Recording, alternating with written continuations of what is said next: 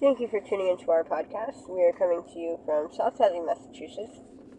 I am your host, Carrie, and joining me is Holyoke's very own local historian and creator of the historical tours of Greater Holyoke, Robert Balloon.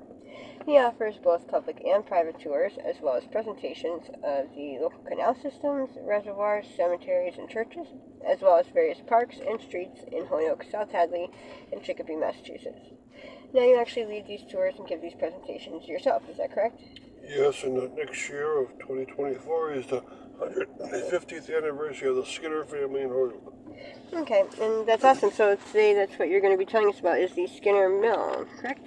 Now, so tell us about the Skinner Mill and when it was located in Williamsburg, Mass. Yes, it was there from the 1840s. It was a silk mill. It was located along the Mill River in Williamsburg, which flowed from Goshen to Williamsburg. And they had a dam along and in the upper reaches of one of the tributaries. And that dam in 1874 burst. And it probably caused the death of about 200 people because it caused a wall of water that was enormous. And they did have some warning because the dam keeper, was able to get on horseback and run very quickly down to each of the mill villages along the way. And he would scream both into the mills and into their homes that the dam had collapsed and they had to get up on higher ground.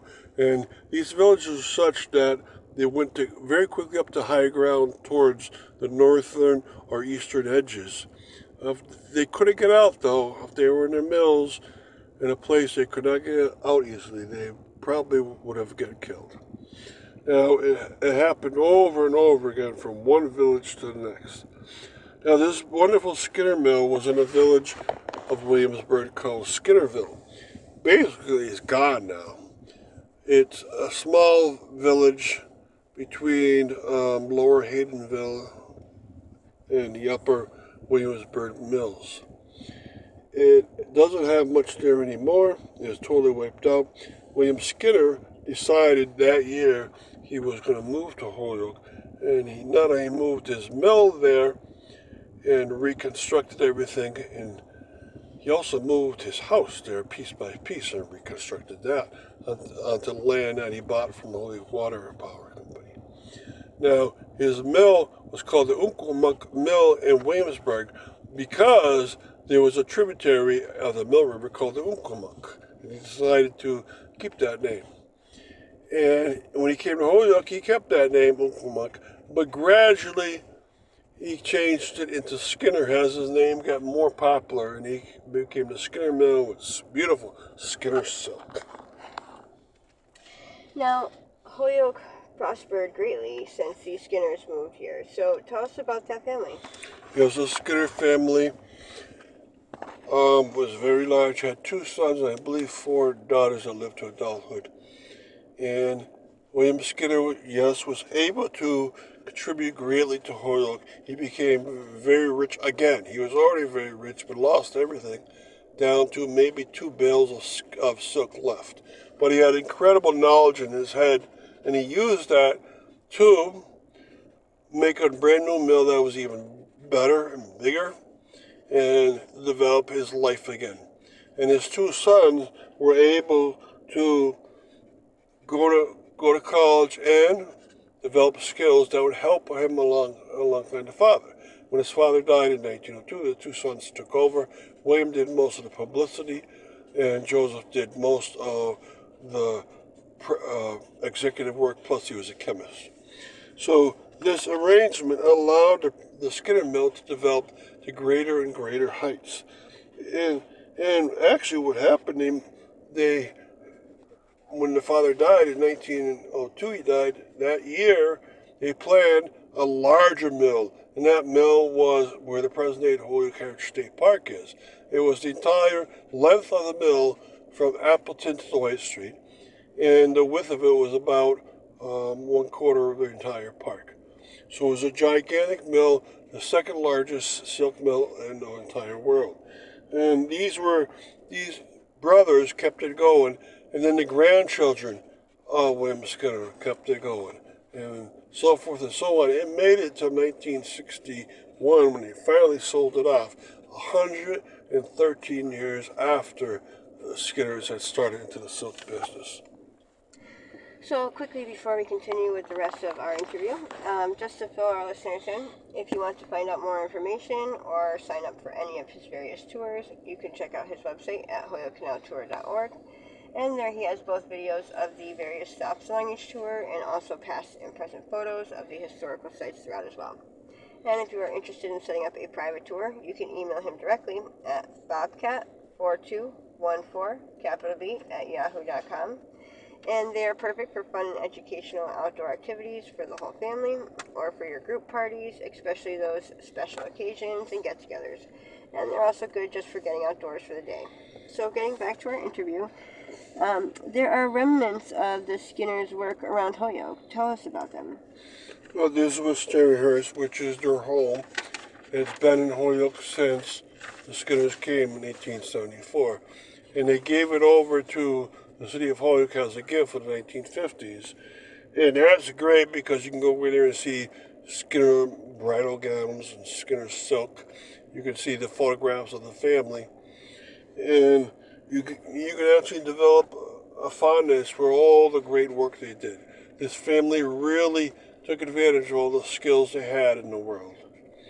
Now, another thing they did, after the father died, they started up a chapel. And the chapel, the Skinner Chapel, is alongside the southern edge of the Second Congregational Church. And that is a beautiful chapel. The stained glass is pictures of members of the Skinner family. Other things around Holyoke, there's Holyoke Heritage State Park where the former mill used to be.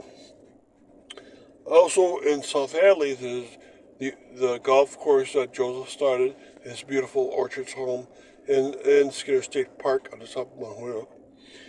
Back in Holyoke, Belle Skinner started up a settlement house called the Skinner House, and there she helped immigrant women learn new skills, learn how to be good mothers, and also have a place for them to come during the day to eat some food if they couldn't get enough food. So the Skinners did some great things, and they shared a lot of their talents and a lot of their money with the entire community. Now, little known is that William Skinner helped, for instance, have the Holyoke Hospital developed. He helped have the Holyoke Public Library be developed. And one wonderful thing they did, it's gone now, but the rose window that was in the front of the Immaculate Conception Church was donated by the Skinner family. And that was in the 1920s as honor to the family. Sadly, that church was taken down. Now, tell us about Joseph Skinner. Now, Joseph Skinner was one of the two sons of William Skinner, and he became the most important person to keep the Skinner silk mills going. He expanded the mill across the street from the old mill, and he got very, very rich, and he developed a family of his own. He gave his house to the Providence Hospital as a nursing school. And then he took off to his summer home in South Hadley. And that was on Route 116. The home's called the Orchards. It's still there. It's now over 100 years old. This year of 2023 is the 100th anniversary of the Orchards Golf Course, which he started for his daughter. And also, in the 19-teens, he had bought out the top of Mount Holyoke. And in the 1940s, he wanted the state to buy it, and they couldn't afford it, so he gave it to them for free and just told it named after me. And so the Skinner family, especially William Skinner the father and Joseph Skinner the son, have done great things for South Hadley and for Holyoke. Joseph Skinner actually had his daughter go to Mount College, and he became the head of the Mount Holyoke College Commission. And he did great things to get them to improve their curriculum, improve their status in the world, and put their finances in order. He contributed lots. Upon his death, he gave them some money in his will and also in his insurance policy. So they were able to take that and develop much, much higher standards. Thank you. Thank you, Robert, for educating us on your tours, and we want to thank our listeners for tuning in. And you can also tune into a large selection of other podcasts and much more at his website, again, holyokecanaltour.org. And again, you can email him directly for private tours or to inquire about anything else at bobcat4214, capital B, at yahoo.com. And be sure to keep an eye out for his upcoming 2024 season tours and more as they become available. And thank you for tuning in. Thank you for tuning into our podcast. We are coming to you from South Hadley, Massachusetts. I am your host, Carrie, and joining me is Holyoke's very own local historian and creator of the historical tours of Greater Holyoke, Robert Kuma. He offers both public and private tours, as well as presentations of the local canal systems, reservoirs, cemeteries, and churches, as well as various parks and streets in Holyoke, South Hadley, and Chicopee, Mass. Now you actually lead these tours and give these presentations yourself, is that correct? That's right, and hopefully I can do a presentation someday on Skinners. So today he'll be educating us on the Skinner family of Holyoke. So give us an introduction to the Skinner family of Holyoke. The Skinner family lived in Williamsburg in the 1840s, 50s, and 60s. They ran a very successful silk mill out there called the Unkquamook Silk Mill on the Mill River of Williamsburg. And they actually started up a village there for themselves called Skinnerville, where they had their mills, worker homes, their own house, so forth. And sadly, in the year 1873, there was a flood on the Mill River, a rainstorm on the Mill River that caused the dam to collapse. And this dam collapse was so massive that it ended up killing over 200 people that had worked or lived along this Mill River. And it really destroyed all of Williamsburg's industries, including the Skinner family silk mill. And so in that year they moved to, it was 1874. In that year they moved to Holyoke, and they ended up bringing their house there. They ended up starting their own silk mill all over again and getting financed. And the family already had older children, and so the children had to leave their lives in school there and come to Holyoke and develop a new life here, which is always hard. But the progenitor of the family, William Skinner, was so strong-willed that he succeeded in doing that, and he actually ended up prospering more down here. So where did the Skinner family live? The Skinner family moved from Williamsburg to Holyoke, and in Holyoke they brought their old house from Williamsburg. So piece by piece it was dismantled, the pieces were numbered, and it was reconstructed in order on a site in Holyoke, and the house is now called Wisteriahurst. And the site is on Beach Street, near Hampshire Street in Cabot. And at that site, the Skinners would live from 1874 until into the 1950s. And at that point, they gave up their house for free. They gave it to the city of Holyoke. Now, this is now a museum-style home, and it has many, many programs there, very well-run programs. And you can also do research there on many topics, including the Skinners. And since they branched out, they tried to keep track of them as they went off in life. And so in recent years, there's been books written about the Skinners. Very recently, there was one 9 years ago called American Phoenix about William Skinner and how he revived his life enough to develop a new life in Holyoke for his children and a new mill in Holyoke for his children. And the home hopefully will stay open. It's been repaired many times past, and especially in the last few years, they've got grants to repair it.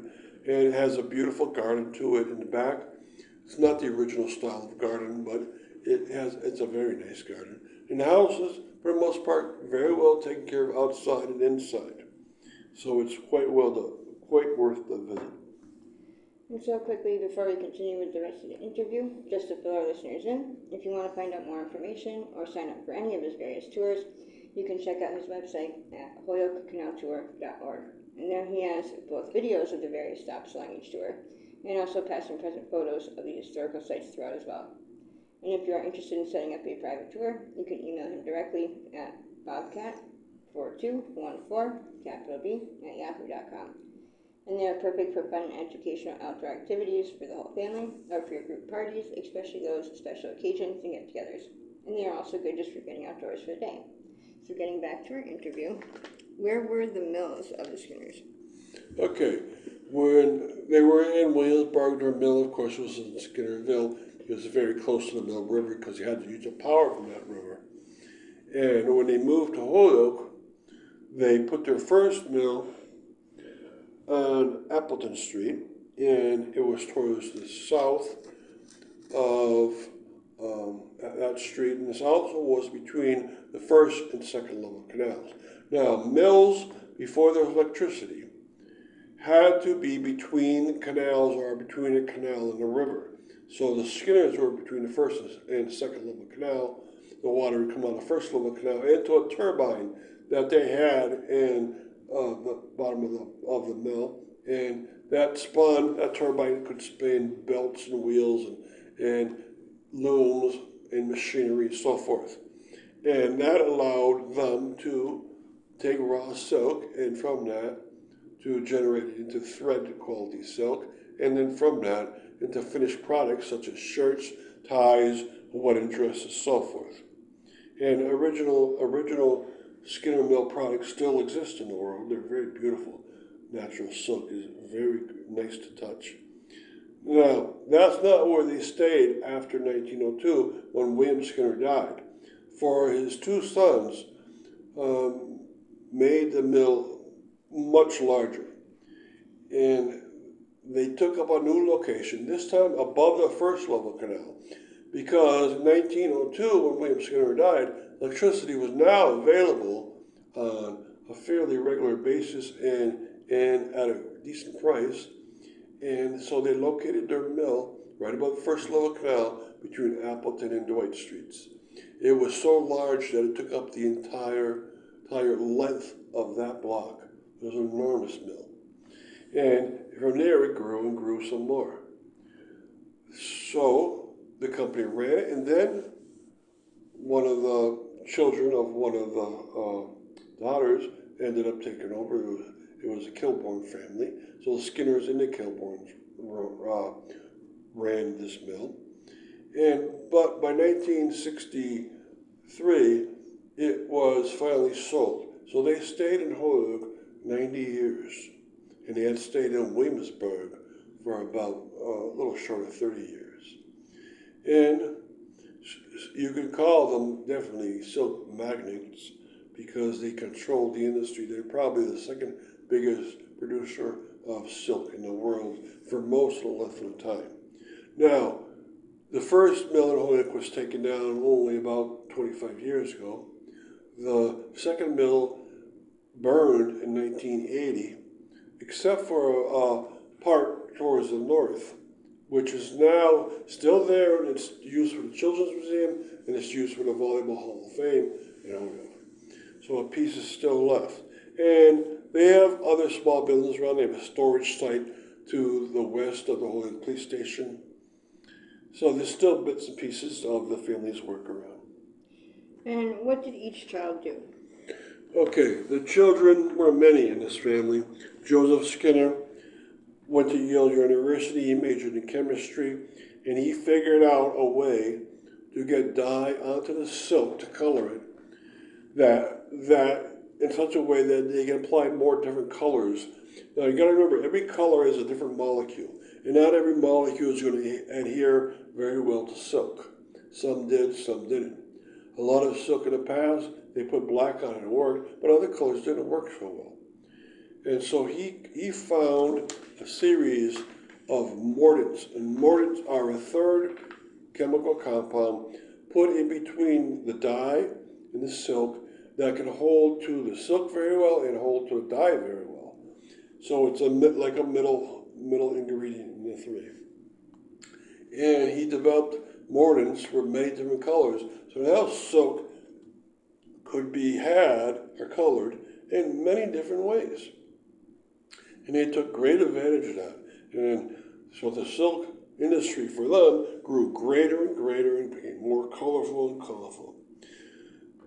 His brother William, also son of William Skinner, he went into sales. And so he would sell out of not only Holyoke, but mostly out of New York City. The Skinners opened a sales room there. He was in charge of sales, and they would sell all their products in New York City.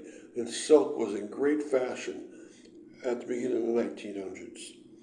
And that's kind of why he didn't live much around this area too much.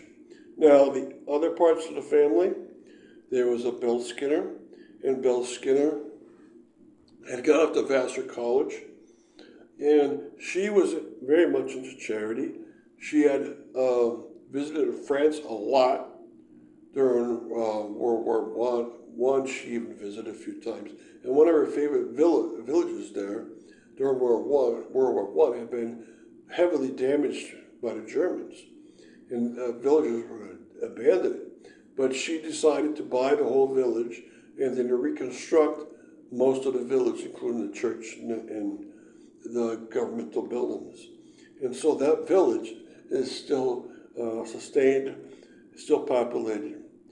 Now, she also started up what was called the Skinner House. And this Skinner House was devoted to her father, and it was charitable to a lot of people around town, especially immigrants coming in. There was also Catherine Skinner, the last one I'll talk about now, that helped Belle at her last charity. That last charity, again, was the Skinner House in Holyoke. And Catherine was married to Kilbourne, and the Kilbournes ended up being part of the management of the Skinner Mills. So I hope you learn a lot in this discussion. And thank you, Robert, for educating us on your tours, and we want to thank our listeners for tuning in. You can also tune into a large selection of our other podcasts and much more at his website. Again, that's holyokecanaltour.org. And again, you can email him directly for private tours or to inquire about anything else at bobcat4214, capital B, at yahoo.com. And be sure to keep an eye out for his upcoming 2024 season tours and more as they become available. Thank you for tuning in. Thank you for tuning into our podcast. We are coming to you from Holyoke, Massachusetts. I am your host, Carrie, and joining me is Holyoke's very own local historian and creator of the historical tours of Greater Holyoke, Robert Comu. He offers both public and private tours, as well as presentations of the local canal systems, reservoirs, cemeteries, and churches, as well as various parks and streets in Holyoke, South Hadley, and Chicopee, Mass. Now you actually lead these tours and give these presentations yourself, is that correct? That's correct, and this is a book, and so we're going to have a book talk. And today he'll be talking about the American Phoenix book. So tell us about the book American Phoenix.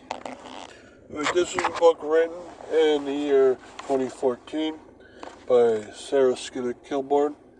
It's a book about William Skinner, who was her great-great-grandfather. And William Skinner had started up his mill in Williamsburg. He was a silk maker, and he would dye silk and then change it into clothes.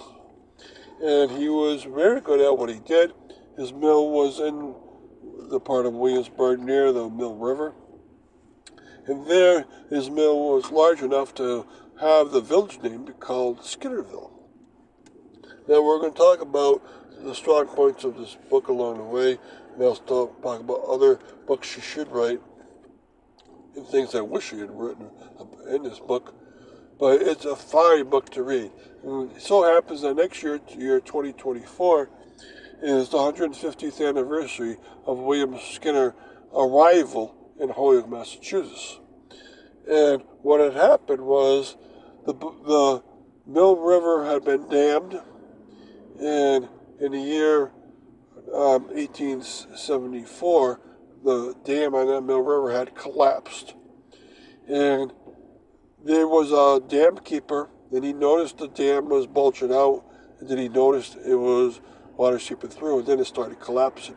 So he jumped on his horse and he rode the length of the road along the Mill River, warning all the inhabitants along the way and all the factories along the way that the dam had collapsed and it was coming towards them. The dam was only moving about as fast as a person could go in a very fast walk. Remember, it's a great mass of mud and other debris along the way and water. And the book is extremely well written. It explains that dam collapse and what it did to Skinnerville, including all the houses there.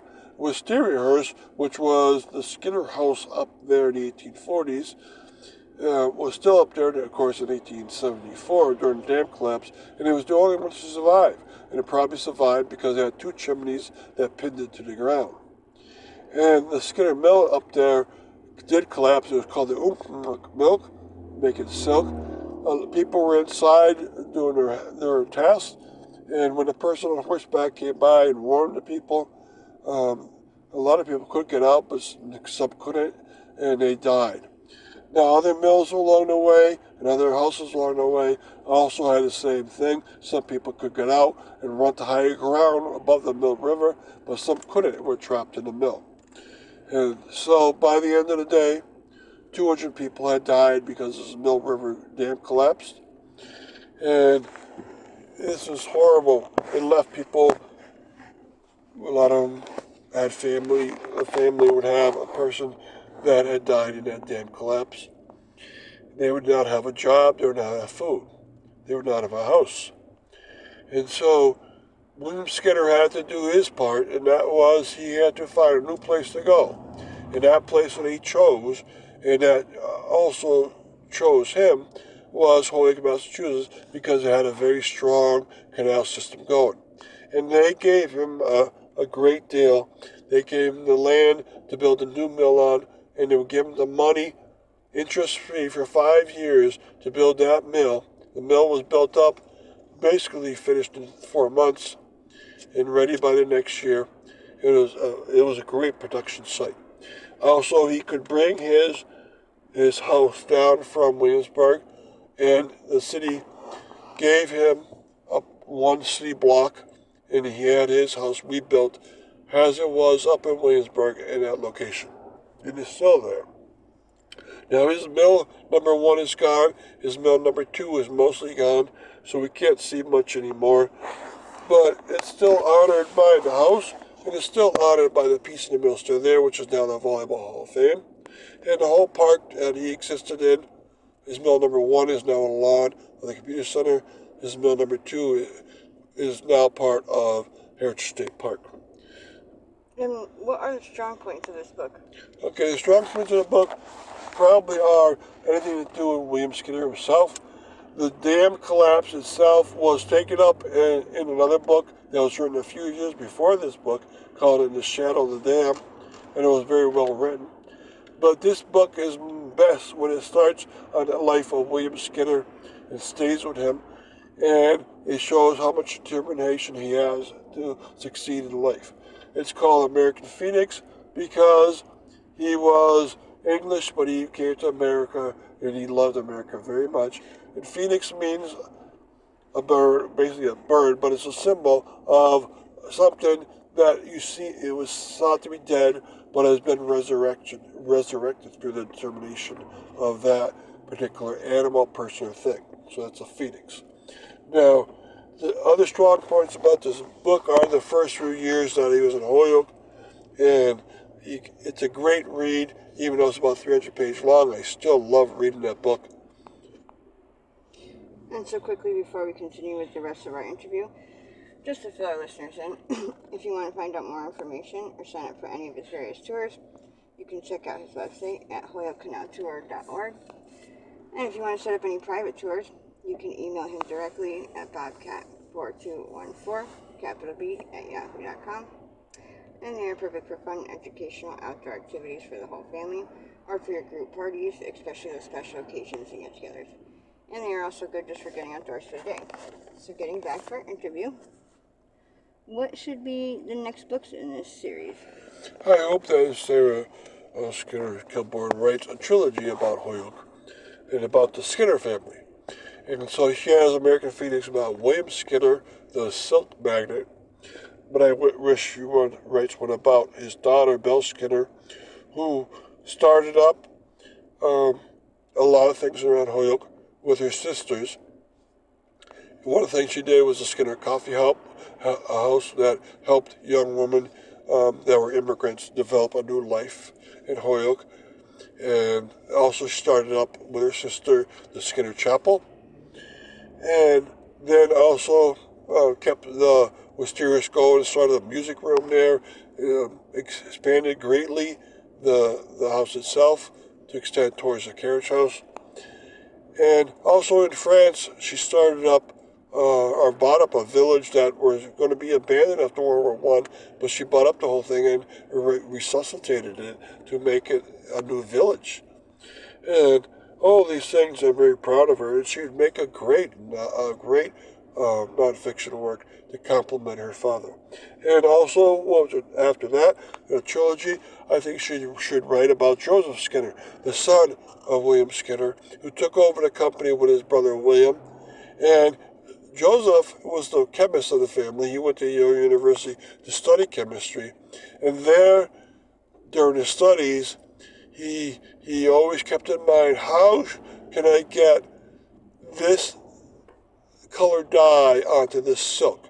You can't put every dye into silk, it's not going to stay there. Some do, most don't. And so what he came up with is an idea that you should have a third ingredient, put it in the middle, and that third ingredient should have the properties that it sticks to the dye and it sticks to the silk. And so you go dye, mordant, which is the middle ingredient, and then the silk. And so then you can find mordants that accept many different colors of dyes, and many different mordants can take on many different dyes, and that mordant can also help the silk. And then the amount of color they could put onto a silk piece greatly expanded. And so at the beginning of the 1900s, there was much more colorful silk product around. And this is very important because remember, there's no synthetic materials yet. And what do you wish the author added to this book? Okay, I wish that she added more about the life of the Skinner family within Holyoke. It talked more about the factory through time. She did a little bit, but if she had built it up, that would have been great. A trilogy would fill in a lot of the gaps. But there was a lot more to the family, and she did a great job talking about the dam and talking about William Skinner's arrival in Holyoke and how he developed the company so much. But I wish the later years of William Skinner and the early years of Joseph and Belle Skinner were expanded upon greatly. And hopefully that'll be done in the future.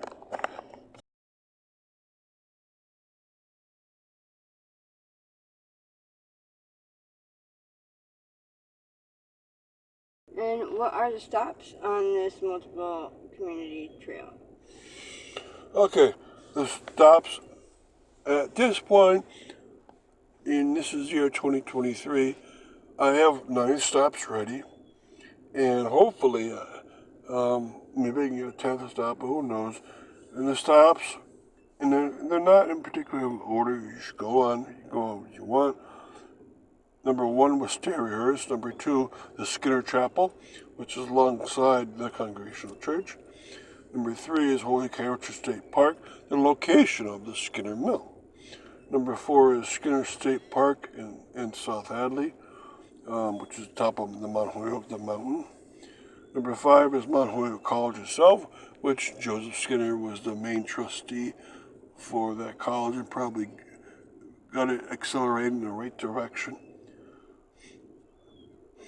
Number 6 is the Orchards Golf Course, which Joseph Skinner built for his daughter because she wanted to become a golfer, and she got real good at it. And it celebrated his 100th anniversary this year. And number 7 is the Orchards of Home, and that's his home in Woodbridge Street in South Hadley. And number 8 is Joseph Skinner Museum, which is also on Woodbridge Street, across the street from his house. The museum is filled with very interesting artifacts from his many ventures in life.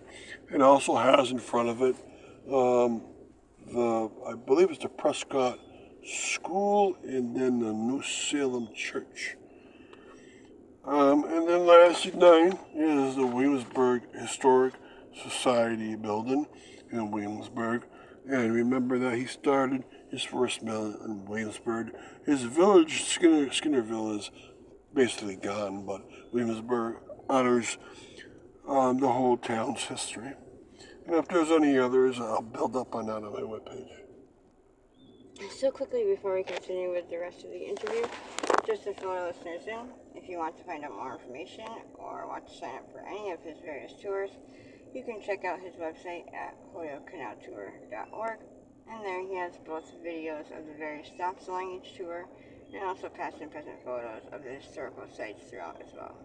And if you're interested in setting up your private tour, you can email him directly at bobcat4214 capital B at yahoo.com, and they are perfect for fun and educational outdoor activities for the whole family or for your group parties, especially the special occasions and get-togethers. And they are also good just for getting outdoors for the day. Getting back to our interview, how should a family or a group approach this trail? All right, so that's up to you. So the best thing is I'm going to try to get all of these with their own tour link, and also all of these with their own external link, so you can go out to a museum, institution, or park that I've listed. And then you can take it on your own. You can do a little bit in one day. You can spread it out over, since it's 9 places at this point, you can spread over 9 different days. There's no reason to take it all at once. Or you can do it all at once to get that kind of theme. Now, some of the places are open to the public, some are not. So, some you'll have to look from the sidewalk or from the road. But others, you can go right in and enjoy what's inside. So, it's all up to you. And if you have kids, then you can take it a certain different way, depending upon their interests. So, there's always great fun in Holyoke Heritage State Park, because you get the Volleyball Hall of Fame, the Children's Museum, and the merry-go-round there also. Now, what will you do in the future to improve this trail? Maybe give a tour, or make a booklet, or design a map? Yes, I hope to do several of those. Making a map would be great for people to go around and find the best way around, depending upon where they live. And a booklet would be great help, because you get to read about it in your hand, walk about it, and walk around. My internet site will be built up, and it will include very good tour stops for each of these listed stops. Most of them I have ready as the year 2023, but I want to keep building them up and visiting more places and explaining more details about the Skinner family's life. It was a very large family that did lots around the area. William Skinner, the father, was of great importance, because he not only opened a mill in Williamsburg and then redid it in Holyoke, but he also raised some kids that were really great for either the business or great for Holyoke's culture itself. So William and Joseph Skinner, the sons, were great for the business and had their own set jobs, being a chemist or a salesperson. But they went on to do other things, such as Joseph Skinner had a gorgeous house in Holyoke and then in South Hadley, and he wanted his family to do better. And William Skinner II, his son, built his own home on Northampton Street, and Joseph Skinner built up Mount College and the golf course. And then there was Belle Skinner, and Belle Skinner made hers expanded because they added a music room. And she also started a settlement house in an old building with her sister Kate Skinner Kilborn. And the settlement house was helping immigrant women learn new trades, learn a new culture, a new language, and also how to help their kids and how to care for their expanded family. So I will try to build this up in the future and explain more details as we go into it. Thank you, Robert, for educating us on your tour. And we want to thank our listeners for tuning in. You can also tune into a large selection of our other podcasts and much more at his website, holyokecanaltour.org. And again, you can email him directly